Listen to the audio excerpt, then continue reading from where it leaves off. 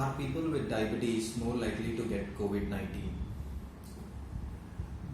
Sugar ఉన్న పేషెంట్లకి Covid infection extra risk అనేది ఏం లేదు. కోవిడ్ ఇన్ఫెక్షన్ అందరికీ ఎట్లా వస్తుందో మిగతా పాపులేషన్లో అట్లనే షుగర్ పేషెంట్స్ కూడా ఎఫెక్ట్ అవ్వచ్చు. కానీ ఇంపార్టెంట్ షుగర్కి ఎందుకు అంటే కోవిడ్ వచ్చిన వాళ్ళలో సివియర్ ఇన్ఫెక్షన్ అనేది వాళ్ళకి బ్యాక్గ్రౌండ్ షుగర్ ఉన్న వాళ్ళలో సివియర్ కోవిడ్ ఇన్ఫెక్షన్ వచ్చే ఛాన్స్ ఎక్కువ ఉంది. అంతేగాని కోవిడ్ ఇన్ఫెక్షన్ డయాబెటీస్ వాళ్ళకి స్పెషల్ గా అట్రాక్ట్ అవుతుంది అనేది అయితే ఏం లేదు, అట్లా ఏం జరగదు. Do people with diabetes have a higher chance of serious complications from COVID-19? COVID-19 వచ్చిన వాళ్ళలో ఇప్పటి వరకు డేటా ప్రకారం డయాబెటీస్ ఉన్న వాళ్ళకి కొంచెం సీరియస్ డిసీజ్ రావటము, వెంటిలేటర్ రిక్వైర్మెంట్ ఎక్కువ ఉండటము, హాస్పిటల్లో ఎక్కువ కాలం ఉండాల్సిన అవసరం రావటము, లేక ఆక్సిజన్ రిక్వైర్మెంట్ ఎక్కువ ఉండటము, అట్లా సీరియస్ డిసీజ్ ఉండే రిస్క్ ఉంటుంది. ఇది ఎట్లాంటి ఫ్యాక్టర్స్ మీద ఆధారపడి ఉంటుందంటే బ్యాక్గ్రౌండ్ లో మీ షుగర్ ఎంత కంట్రోల్లో ఉంది, షుగర్ కాంప్లికేషన్స్ ఏమేమి ఉన్నాయి, షుగర్ వచ్చి ఎంత కాలం అయింది, సో దాని మేనేజ్మెంట్, దాని ఇష్యూస్ వల్ల ఈ డిసీజ్ ఇది మారుతుంది. ఇంతకుముందు కొంచెం డేటా బట్టి కొంచెం చనిపోయిన వాళ్ళలో కూడా కొంచెం షుగర్ ఉన్న వాళ్ళు ఎక్కువ చనిపోయే రిస్క్ ఉంది అని చెప్పి హై రిస్క్ కేటగిరీ కింద దీన్ని కన్సిడర్ చేస్తారు. సో షుగర్ ఉన్న వాళ్ళకి సీరియస్ కోవిడ్ రావటం మాత్రం కొంచెం కామన్, ప్లస్ వాళ్ళకి మోర్టాలిటీ రిస్క్ కూడా కొంచెం ఎక్కువ ఉంటుంది దాంట్లో. Are the risks different for people with diabetes type 1 and type 2? మామూలుగా షుగర్ అనేది రెండు రకాలుగా డివైడ్ చేస్తాం, టైప్ 1 అండ్ టైప్ 2. టైప్ 1 పిల్లల్లో స్టార్ట్ అవుతుంది, వాళ్ళకి చిన్నప్పటి నుంచే ఇన్సులిన్ ఇవ్వటం అవసరం పడుతుంది. టైప్ 2 అనేది పెద్ద అయిన తర్వాత వస్తుంది, వాళ్ళకి టాబ్లెట్స్ ప్లస్ అవసరమైతే ఇన్సులిన్ కూడా ఇస్తాం, అది టైప్ 2 అంటారు. కోవిడ్ ఇన్ఫెక్షన్ ఇప్పటి వరకు యాక్చువల్లీ ఎఫెక్ట్ అయిన డయాబెటీస్ మెజారిటీ పాపులేషన్ మొత్తం టైప్ 2 డయాబెటీస్ ఎఫెక్ట్ అయింది. పిల్లల్లో ఉండే ఈ టైప్ 1 డయాబెటీస్ వల్ల అట్లా ఏం ఎఫెక్ట్ అవ్వలేదు. కానీ డయాబెటీస్ కంట్రోల్ ఇతరులు టైప్ 1 కానివ్వండి, టైప్ 2 కానివ్వండి, ఎవరికైనా కానీ షుగర్ కంట్రోల్ సరిగ్గా లేదు అంటే సిస్టమ్ సరిగ్గా పనిచేయదు. బాడీలో ఆర్గన్స్ కానివ్వండి, మిగతా పారామీటర్స్ అన్ని కొంచెం డిస్ఫంక్షన్ ఉంటాయి. సో అట్లాంటి వాళ్ళకి కొంచెం కోవిడ్ ఇన్ఫెక్షన్ సివియర్ గా ఉంటుంది. సో స్టడీస్ వైజ్ అయితే ఇప్పటి వరకు టైప్ 1 లో ఎక్కువ కోవిడ్ వచ్చింది లేదు, వాళ్ళకి సపరేట్ గా టైప్ 2 కంటే ఏమైనా తేడా ఉంది అనేది అయితే ఏం లేదు. కానీ డయాబెటీస్ కంట్రోల్ ఎట్లా ఉంది అనే దాన్ని బట్టి ఫర్దర్ గా మేనేజ్మెంట్, ఫర్దర్ గా రిస్క్ ప్రొఫైలింగ్ జరుగుతుంది. Do I need to worry about DKA, diabetic ketoacidosis? ఎప్పుడైనా బాడీలో ఇన్ఫెక్షన్ వచ్చింది అంటే షుగర్ ప్రొడక్షన్ కొంచెం మెకానిజమ్స్, ఇన్సులిన్ ఇవన్నీ చాలా మారుతాయి. సో వాటి వల్ల ఏమవుతుంది అంటే పూర్లీ కంట్రోల్, ఇంతకుముందు సరిగా కంట్రోల్ లేని వాళ్ళకి రిస్క్ ఎక్కువ అయ్యి గ్లూకోజ్ బాడీలో ఎక్కువ అయింది అంటే యాసిడ్ గా ఫామ్ అయ్యే రిస్క్ అవుతుంది. దాన్ని డయాబెటిక్ కీటోయాసిడోసిస్ అంటాం. సో ఇది టైప్ 1s లో ఎక్కువ కామన్, టైప్ 2s లో కూడా జరుగుతుంది. సో కోవిడ్ అనేది కొంచెం సివియర్ ఇన్ఫెక్షన్ కాబట్టి ఇట్లా సివియర్ ఇన్ఫెక్షన్ వచ్చిన వాళ్ళకి ఇంతకుముందు సరిగా కంట్రోల్ లేదు, వాళ్ళు టాబ్లెట్స్ అవి సరిగా వాడలేదు, ఇన్సులిన్ సరిగా పెట్టుకోలేదు, మానిటరింగ్ సరిగా లేదు అంటే వాళ్ళకి డయాబెటిక్ కీటోయాసిడోసిస్ వచ్చే రిస్క్ చాలా ఎక్కువ ఉంటుంది. మామూలుగా కోవిడ్ వల్ల వచ్చే ప్రాబ్లం కన్నా కీటోయాసిడోసిస్ యాడ్ అయింది అంటే ఇంకా కొంచెం ప్రాబ్లం ఎక్కువ అవుతుంది. ఎందుకంటే మేనేజ్మెంట్ వైజ్ ఇంకా కొంచెం కాంప్లికేషన్స్ అవి ఎక్కువ ప్రాబ్లమ్స్ వస్తాయి. సో మనకి కంట్రోల్ బాగుంది అంటే పెద్ద ఇష్యూ లేదు, కానీ కంట్రోల్ బాగలేదు అంటే మాత్రం ఈ డీకే రిస్క్ ఎప్పుడైనా కానీ డయాబెటిక్ పేషెంట్స్ కి ఉంటుంది, ఏ ఇన్ఫెక్షన్ వచ్చినా కానీ. Does COVID-19 causes diabetes? ఇప్పటి వరకు చాలా మటుకు కొన్ని పేపర్స్ వచ్చాయి వీటి గురించి. కోవిడ్ వచ్చి ఇన్ఫెక్షన్ వచ్చి తగ్గిపోయిన వాళ్ళకి తర్వాత కొంచెంగా షుగర్ బయటపడటం కనపడుతోంది. కోవిడ్ ఇన్ఫెక్షన్ యాక్చువల్లీ లోపల ప్యాంక్రియాస్ లో బీటా సెల్స్ అనేవి ఇన్సులిన్ ప్రొడ్యూస్ చేస్తాయి. సో దాని వల్ల వచ్చిందా, లేక సివియర్ కోవిడ్ వచ్చిన వాళ్ళకి చాలా మటుకు స్టిరాయిడ్స్ అనే మందులు వాడతారు. సో ఈ స్టిరాయిడ్స్ వాడినప్పుడు కూడా గ్లూకోజ్ పెరుగుతుంది. సో దీని వల్ల వచ్చిందా, లేక ఓన్లీ ఇన్ఫెక్షన్ వచ్చి స్ట్రెస్ వచ్చి దాని తర్వాత గ్లూకోజ్ పెరగటం జరుగుతుంది. సో దాని వల్ల వచ్చిందా అనేది తెలీదు. కానీ ఈ 4-5 కారణాల వల్ల ఏమవుతుంది అంటే కోవిడ్ వచ్చిన వాళ్ళకి షుగర్ రిస్క్ తర్వాత కొంచెం ఎక్కువగా అబ్జర్వ్ చేస్తున్నాము. షుగర్ కొత్తగా తెలియటం ఒకటి, పాత ఉన్న వాళ్ళకి కంట్రోల్ తప్పిపోవడం రెండోది. సో అది కూడా చాలా మటుకు జరుగుతుంది. కోవిడ్ వచ్చిన తర్వాత ఈ సిస్టమ్ మొత్తం డిస్టర్బ్ అయ్యేసరికి ఏమవుతుంది అంటే ఈ ఇంతకుముందు ఏదేది వాడుతున్నారో టాబ్లెట్ కానివ్వండి, ఇన్సులిన్ కానివ్వండి, వాటి రిక్వైర్మెంట్ మారుతుంది, వాటి డోసులు ఎక్కువ అవసరం పడతాయి. సో అట్లా జరుగుతుంది. కొన్నిసార్లు కొంతమందికి వ్యాక్సిన్ వేసుకున్న తర్వాత కూడా కొంచెం షుగర్స్ డిస్టర్బ్ అవుతున్నాయి, కొంచెం ఎక్కువ ఫ్లక్చుయేట్ అవుతున్నాయి. సో ఆ సిచ్యువేషన్ లో అవసరం బట్టి ఎక్కువ మానిటరింగ్ చేసుకొని మందులు కావాలంటే ఫ్రీక్వెంట్ గా అడ్జస్ట్ చేసుకొని దానికి తగ్గట్టు ట్రీట్మెంట్ తీసుకుంటే మళ్ళీ దీని వల్ల వచ్చే కాంప్లికేషన్స్ నుంచి తప్పించుకోవచ్చు. What are the symptoms and warning signs I should be watching out for? Normally sugar control సరిగ్గా లేదు అంటే ఎక్కువ బాడీలో హైపర్ గ్లైసీమియా సిమ్టమ్స్ ఏముంటాయి అంటే మూత్రం ఎక్కువ రావటము, ఆకలి ఎక్కువ వేయటము, నీరసం ఎక్కువ ఉండటము, లేక ఓపిక లేదనిపించటము, ఇట్లాంటి కంప్లైంట్స్ అన్నీ ఉంటాయి. మిగతా లో షుగర్ కంప్లైంట్స్ అయితే ఏంటంటే చెమటలు ఎక్కువ పోయటము, నీరసం ఉండటము, ఆకలి వేయటము, ఇట్లాంటివి లో షుగర్ సిమ్టమ్స్ ఉంటాయి. మీరు లో షుగర్వి హై షుగర్వి కొన్ని సిమ్టమ్స్ రెండింటి మధ్యలో కామన్ గా ఉంటాయి. సో ఇంపార్టెంట్ ఏంటంటే ఈ షుగర్ ఉన్న పేషెంట్స్ ప్లస్ కోవిడ్ వచ్చింది, ఏదైనా ఇన్ఫెక్షన్ వచ్చింది అంటే ఇంటి దగ్గర ఒక గ్లూకోమీటర్ పెట్టుకొని ఫ్రీక్వెంట్ గా మానిటర్ చేసుకుంటేనే మనకి ఏ సిమ్టమ్ దేని వల్ల వచ్చింది, దానికి ట్రీట్మెంట్ ఎట్లా, దానికి ఏమి కరెక్టివ్ యాక్షన్స్ తీసుకోవాలి అనేది తెలుస్తుంది. సో మీరు ఇంపార్టెంట్ గా ఏమేమి చూసుకోవాలి అంటే మీకు షుగర్ రిలేటెడ్ అయితే ఈ సిమ్టమ్స్, కోవిడ్ రిలేటెడ్ అయితే మీకు ఫీవర్ ఎట్లా ఉంది, బ్రెత్లెస్నెస్ ఎట్లా ఉంది, దగ్గు ఎట్లా ఉంది, ఆక్సిమీటర్ లో సాచురేషన్ ఎట్లా ఉంది. సో ఇవన్నీ కోవిడ్ రిలేటెడ్ మానిటరింగ్ చేసుకోవాలి.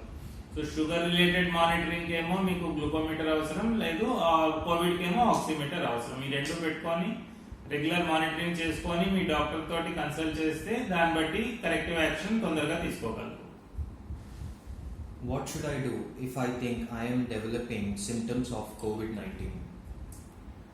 COVID-19 సిమ్టమ్స్ జనరల్లీ ఏమేమి ఉంటాయంటే ఫీవర్ ఉంటుంది, దగ్గు ఉంటుంది, జలుబు ఉంటుంది, లేదు స్మెల్ వీటిలో డిస్టర్బెన్స్ ఉంటాయి, తెలిసిన వాళ్ళు చుట్టుపక్కల వాళ్ళు ఇంకెవరికైనా కానీ కోవిడ్ వచ్చింది కాంటాక్ట్ అయ్యారు. సో ఈ సిమ్టమ్స్ అన్ని ఉంటాయి. మీకు అట్లాంటివి ఏమైనా ఎర్లీ సిమ్టమ్స్ కనుక అనిపిస్తే ఫస్ట్ ఇంపార్టెంట్ థింగ్ ఏంటంటే సెల్ఫ్ ఐసోలేషన్ అనేది చాలా అవసరం. ఎందుకంటే సిమ్టమ్స్ మొదలయ్యే స్టేజ్ లోనూ ఎర్లీ డేస్ లోనే ఇన్ఫెక్టివిటీ ఎక్కువ ఉంటుంది, మిగతా వాళ్ళకి ఎక్కువ ట్రాన్స్మిట్ అయ్యే ఛాన్స్ ఉంటుంది. సో ఆ టైంలో సెల్ఫ్ ఐసోలేషన్ లో ఉండాలి, మిగతా వాళ్ళతోటి ఏ ఆబ్జెక్ట్స్ టచ్ లో ఉండకూడదు. మీరు సైడ్ బై సైడ్ మానిటరింగ్ కూడా చేసుకోవడం మొదలు పెట్టాలి. ఫీవర్ గురించి, ఆక్సిజన్ గురించి, వీటి గురించి మానిటరింగ్ చేసుకోవాలి. సెల్ఫ్ ఐసోలేషన్ ప్లస్ మానిటరింగ్ ఈ రెండు చాలా చాలా important. What are the emergency warning signs and what should I do if I am experiencing them? Emergency science కొన్ని షుగర్ పేషెంట్స్ కి ఎప్పుడైనా కానీ కొంచెం వాంతులు ఎక్కువ అవుతున్నాయి, లేదు వాళ్ళకి బాగా ఇది ఎక్కువ నీరసం వచ్చేసింది, లేదు అన్కాన్షియస్ అవుతున్నారు, కొంచెం కన్ఫ్యూజన్ స్టేట్ లో ఉన్నారు, మాటలు సరిగ్గా మాట్లాడలేకపోతున్నారు. సో ఇట్లాంటి సిమ్టమ్స్ ఏమన్నా ఉన్నాయి అంటే అది షుగర్ ఫ్లక్చుయేషన్స్ చాలా ఎక్కువ ఉన్నట్టు, బాడీలో ఇన్ఫెక్షన్ ఎక్కువ ఉన్నట్టు. సో ఈ టైంలో ఏంటంటే మీరు ఇమీడియట్లీ హాస్పిటల్కి వెళ్ళి మేనేజ్మెంట్ తీసుకోవడం చాలా అవసరము. ఇంట్లో కనుక గ్లూకోమీటర్ ఉంది అంటే లో షుగర్ వల్ల కూడా కొన్నిసార్లు అట్లాంటి సిమ్టమ్స్ ఉంటాయి. సో వెంటనే గ్లూకోజ్ సొల్యూషన్ ఏదైనా ఇవ్వాలి. ఒకవేళ హై షుగర్ గ్లూకోమీటర్ లో హై చూపిస్తోంది అంటే అప్పుడు కీటోన్స్ ఉండే రిస్క్ ఉంటుంది. సో ఎవరి దగ్గరైనా యూరిన్ స్ట్రిప్స్ ఉన్నాయి అంటే గ్లూకోజ్ స్ట్రిప్స్ మన కీటోన్ స్ట్రిప్స్ తోటి చెక్ చేసుకోవచ్చు. లేదు మనం గ్లూకోమీటర్ తోటి ఎట్లా టెస్ట్ చేస్తామో ప్లాస్మా తోటి క్యాపిలరీ గ్లూకోజ్ తోటి కూడా కీటోన్స్ చెక్ చేసుకోవచ్చు. కానీ ఇట్లాంటి న్యూరలాజికల్ కంప్లైంట్స్ ఏమున్నా కానీ వెంటనే హాస్పిటల్కి అడ్మిట్ అవ్వడం చాలా మంచిది. What are the factors that healthcare providers caring for a COVID-19 patient can consider before allowing patients to self-test using a home use blood glucose meter? Usually చాలా మటుకు Covid infection mild and moderate గానే ఉంటుంది. Mild moderate 90% పీపుల్కి mild moderate లోనే ఉంటుంది. వాళ్ళు కొంచెం careful గా ఉండి జాగ్రత్తలు తీసుకొని రెగ్యులర్ డాక్టర్ తోటి సలహా తీసుకొని ఇంటి దగ్గరే వాళ్ళ షుగర్ ని వాళ్ళ కోవిడ్ ని మేనేజ్ చేసుకోవచ్చు. ఓన్లీ 5 to 10% పీపుల్కే సివియర్ గా వస్తుంది. వాళ్ళకి అడ్మిషన్ అవసరం పడుతుంది, ఆక్సిజన్ అవసరం పడతాయి, మిగతా డ్రగ్స్ అవసరం పడతాయి. ఇంటి దగ్గర మానిటరింగ్ చేసుకుంటూ చేసుకోవాలి అని అనుకునే వాళ్ళకి వాళ్ళ కంట్రోల్ సరిగ్గా ఉందా, వాళ్ళు అన్ని చేసుకోగలరా, వాళ్ళకి సపోర్ట్ సిస్టమ్స్ అన్నీ ఉన్నాయా, వాళ్ళు ఫ్రీక్వెంట్ గా కాంటాక్ట్ అవ్వగలరా డాక్టర్ని, ఇట్లాంటివన్నీ చూసి అప్పుడు హోమ్ మానిటరింగ్ అడ్వైస్ చేస్తాము. సో అవన్నీ చేసుకొని రెగ్యులర్ ఫీడ్బ్యాక్ ఇస్తున్నారు అంటే దాన్ని బట్టి డోసేజెస్ కానివ్వండి డ్రగ్స్ కానివ్వండి మాడిఫై చేసి దాన్ని బట్టి పేషెంట్ ని ఇంటి దగ్గరే బాగు చేసుకోవచ్చు. Can I take vaccine? చాలా మటుకు డయాబెటిక్ పేషెంట్స్ ఇంతకుముందు వరి అయ్యే వాళ్ళు డయాబెటీస్ ఉంది నేను వ్యాక్సిన్ తీసుకోవచ్చు అని. డయాబెటీస్ ఉన్న వాళ్ళు ఫస్ట్ తీసుకోవాలి యాక్చువల్లీ. ఎందుకు అంటే ఇది హై ప్రయారిటీ రిస్క్ అని చెప్పి గవర్నమెంట్ కూడా అట్లనే పెట్టింది. డయాబెటీస్ ఉన్న వాళ్ళకి వ్యాక్సిన్ లో ఏమీ ప్రాబ్లం రాదు, ఏమీ స్పెషల్ ప్రికాషన్స్ ఏం అక్కర్లేదు. మీరు నార్మల్ గా ఏమేమి మెడిసిన్స్ వాడుతున్నారో ఏ ఇన్సులిన్ వాడుతున్నారో అవన్నీ రెగ్యులర్ షెడ్యూల్స్ అట్లనే వాడండి. ప్లస్ ఎప్పుడు ఫస్ట్ కానీ సెకండ్ డోస్ కానివ్వండి యాజ్ సూన్ యాజ్ పాసిబుల్ అందరూ వ్యాక్సినేషన్ తీసుకోండి. How to monitor glucose at home in isolation? Normally glucometers అన్ని రకాలు గ్లూకోమీటర్స్ కొంచెం స్టాండర్డ్ కంపెనీస్ తీసుకోండి. ఎందుకంటే అవి క్యాలిబ్రేషన్ సరిగా లేదు అంటే మీకు వాల్యూస్ బాగా ఎరాటిక్ గా వస్తాయి. అప్పుడు దాని ఎరాటిక్ వాల్యూస్ తోటి మనం కంట్రోల్ ట్రాకింగ్ చేయడం కష్టం అవుతుంది. కానీ గ్లూకోమీటర్ ఒకటే ఇంటి దగ్గర చెప్తాము. పాతకాలంలో యూరిన్ గ్లూకోజ్ అని చెప్పేవాళ్ళు, కానీ అది ఇప్పుడు పెద్ద వాడట్లేదు. కంటిన్యూస్ మానిటరింగ్ సిస్టమ్స్ కొన్ని ఉన్నాయి. ఒక వారం రోజులు 3 రోజులు 2 వారాలు కంటిన్యూస్ గా మానిటర్ చేసేవి అదైనా వాడచ్చు. దాంతో డేటా తీసుకొని అది మళ్ళీ డాక్టర్ కి ట్రాన్స్మిట్ చేస్తే దాన్ని బట్టి ఫీడ్బ్యాక్ చూసి ఏదైనా మీకు డోసేజ్ అడ్జస్ట్మెంట్స్ చేయడం జరుగుతుంది. So normally glucometer standard company పెట్టుకొని చెక్ చేసుకోవడం మాత్రం యూజువల్లీ ఫాస్టింగ్ ఒకటి చెక్ చేస్తాను, తినక ముందు తిన్న తర్వాత చెక్ చేయాలి. ర్యాండమ్ గా మాత్రం జనరల్లీ అవాయిడ్ చేయండి. సిమ్టమ్స్ ఏమైనా ఉంటేనే ర్యాండమ్ షుగర్ చెక్ చేయండి. ఎందుకంటే ర్యాండమ్ గా చేసిన వాల్యూస్ తోటి మనం ట్రీట్మెంట్ అడ్జస్ట్మెంట్ చేయలేము. Which vaccine is better for diabetic patients? మనకి ఇప్పుడు ఉన్నవి 2-3 వ్యాక్సిన్స్ అవైలబుల్ ఉన్నాయి ఇండియాలో. స్పెసిఫిక్ గా డయాబెటిక్స్ కోసం అని చెప్పి ఒక సపరేట్ వ్యాక్సిన్ బెటరు, ఇది తక్కువ పనిచేస్తుంది అది ఎక్కువ పనిచేస్తుంది అని అట్లాంటి స్టడీస్ ఏం లేవు. సో ఏదైనా కానీ కోవిషీల్డ్ కానివ్వండి, కోవాక్సిన్ కానివ్వండి, స్పుట్నిక్ కానివ్వండి, ఏది దొరికితే అది వేయించుకోండి. మూడిట్లోనూ డయాబెటిక్ పేషెంట్స్ కి ఏది డిఫరెన్స్ లేదు. Any dietary modification for the COVID in diabetes? Normally sugar patients కి ఉండే డైటరీ రిస్ట్రిక్షన్స్ వర్తిస్తాయి. తీపి పదార్థాలు ఏవి తినకూడదు, దుంపకూరలు ఏవి తినకూడదు, వైట్ రైస్ వద్దు, జ్యూస్లు ఏవి వద్దు, మామిడిపండు అరటిపండు ఇట్లాంటివి వద్దు. ఇవన్నీ జనరల్ డయాబెటిక్ పేషెంట్స్ కి వర్తించేవి వర్తిస్తాయి. స్పెసిఫిక్ గా కోవిడ్ లో అదర్ దాన్ దిస్ ఏమి డైటరీ రెస్ట్రిక్షన్స్ ఏమి ఉండవు. ఇంపార్టెంట్ థింగ్ ఏంటంటే కొంచెం ఇన్ఫెక్షన్ వచ్చి రికవర్ అయ్యేటప్పుడు న్యూట్రిషన్ రిక్వైర్మెంట్స్ మారుతుంటాయి. సో ఆ టైంలో కొంచెం హై క్యాలరీస్ వెళ్ళాలి, కానీ షుగర్ కూడా ఎక్కువ వెళ్ళకూడదు. సో దాన్ని బట్టి కొంచెం కేర్ఫుల్ గా ఉండి న్యూట్రిషనిస్ట్ ప్రిస్క్రిప్షన్ తీసుకొని దాన్ని బట్టి మాడిఫై చేసుకొని డైట్ రెగ్యులర్ గా తీసుకోవాలి. ఇన్సులిన్ అది వాడుతున్న వాళ్ళు లేదు అపిటైట్ తక్కువైంది అని దాన్ని బట్టి కొన్నిసార్లు ఇన్సులిన్ డోసులు మార్చాల్సి వస్తుంది, లేదా టాబ్లెట్స్ డోస్ మార్చాల్సి వస్తుంది. సో కొంచెం ఇన్ఫెక్షన్ టైము రికవరీ టైంలో ఎక్కువ frequent feedbacks with the doctor పెట్టుకొని దాన్ని బట్టి మీరు డోస్ అడ్జస్ట్మెంట్స్ చేసుకుంటే ఇంప్రూవ్మెంట్ అవుతుంది. Can I use only tablets in COVID and diabetes? Sugar tablets ఎవరిదైతే టాబ్లెట్స్ తోటి బాగానే కంట్రోల్లో ఉన్నారు, పెద్ద డిస్టర్బెన్స్ లేదు, HbA1c 3 నెలల యావరేజ్ షుగర్ బాగానే ఉంది, మైల్డ్ కోవిడ్ ఉంది అంటే పాసిబ్లీ టాబ్లెట్స్ అట్లనే కంటిన్యూ చేస్తాము. ఇన్ఫెక్షన్కి సరిపడా టాబ్లెట్స్ వేరే వాడి అది తగ్గిపోతుంది. కొన్నిసార్లు ఏమవుతుందంటే కోవిడ్ సివియర్గా వచ్చింది, వాళ్ళకి స్టిరాయిడ్స్ అవసరం పడతాయి. సో స్టిరాయిడ్స్ అవసరం అయ్యాయి అంటే ఎక్కువ డోస్ వెళ్ళింది అంటే స్టిరాయిడ్స్ బాగా షుగర్ని బాగా ఎక్కువ చేస్తాయి. సో ఎక్కువ చేసింది అంటే అప్పుడు ఓన్లీ టాబ్లెట్స్ తోటి పని అవ్వదు. అప్పుడు వాళ్ళకి ఆ కొన్ని రోజులు, ఒక వారం రోజులు కానివ్వండి, ఒక 2-3 వారాలు, నెల రోజుల వరకు ఇన్సులిన్ అవసరం పడుతుంది. ఆ టైంలో ఇన్సులిన్ తీసుకొని మళ్ళీ తర్వాత మొత్తం తగ్గిపోయిన తర్వాత ఇన్సులిన్ ఆపేసి మళ్ళీ ఒరిజినల్ టాబ్లెట్స్ వాడచ్చు. సో ఓన్లీ టాబ్లెట్స్ వాడటం అనేది ఫిక్స్డ్ కాదు. మీ డాక్టర్ మీ కండిషన్ అసెస్మెంట్ బట్టి ఇన్సులిన్ వాడాల్సిన అవసరం ఉందంటే సజెస్ట్ చేస్తారు. సో అప్పుడు ఒక షార్ట్ టర్మ్ కోసం ఇన్సులిన్ తప్పకుండా తీసుకోండి.